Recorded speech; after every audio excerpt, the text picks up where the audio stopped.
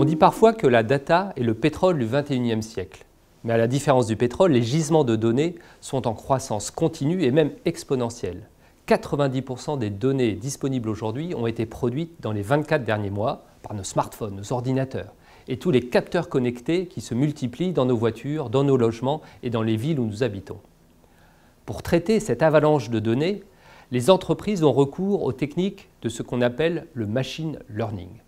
Ces logiciels analysent d'énormes échantillons de données de toutes sortes, que ce soit des chiffres bien sûr, mais aussi du texte, des images, des enregistrements vocaux, et sur la base de cet auto-apprentissage, établissent eux-mêmes des modèles prédictifs.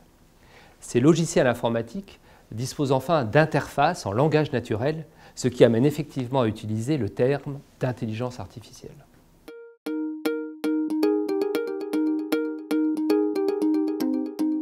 Dans nos métiers de la banque et de l'assurance, nos business process génèrent de très nombreuses données de paiement, bien sûr, mais aussi relatives au crédit, à l'épargne ou au sinistre en assurance dommage.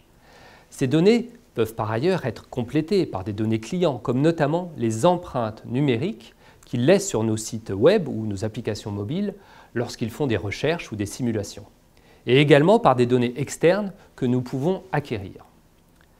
Si nous arrivons à mutualiser et exploiter ce patrimoine unique de données, nous pouvons avoir une connaissance beaucoup plus fine des besoins de nos clients pour les solliciter à bon escient, personnaliser les offres et services que nous leur proposons.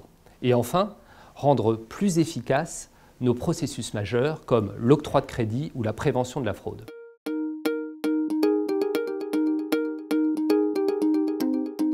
Alors vous l'aurez compris, la data est le carburant indispensable à une utilisation avancée de l'intelligence artificielle.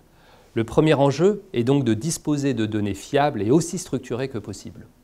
Cela passe bien sûr par la digitalisation de nos processus pour que les données soient nativement numériques et accessibles et non pas renseignées dans des documents papier, ce qui les rend moins exploitables.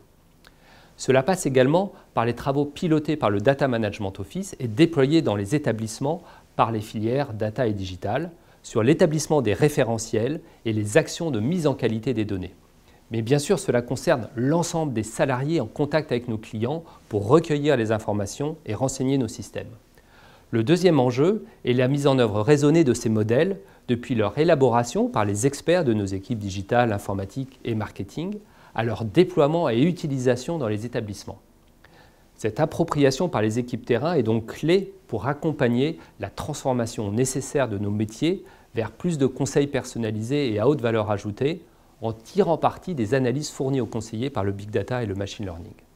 Et pour accompagner ces évolutions, le groupe va poursuivre le déploiement de programmes de formation et d'équipement des salariés en outils adaptés.